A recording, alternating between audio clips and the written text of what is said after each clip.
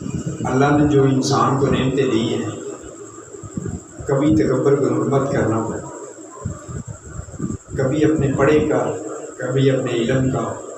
अल्लाह के हकूक़ फरमाते हैं, लिखने वाला के हकूक़ लिखता है, पढ़ने दा न तुमान करी तिना आखी मैं पढ़िया ओ कहार जब्बार सदावे मता रोड़ सुटे दुध कड़िया।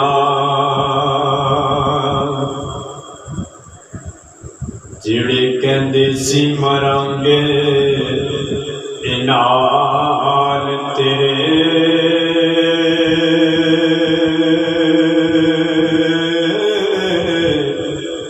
ए अज ओ नवी बाजियां हारियां ने।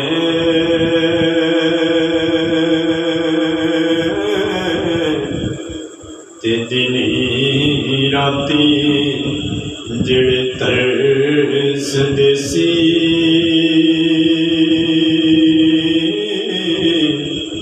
ईद मेरी नू अज ओ नवी बारियां हमारियां ने। ते खिज़ान जदों बाग अंदर बान खोले पंछी उड़ गए मारे उड़ारियां ने। मुहम्मद बुंडिया जग सारा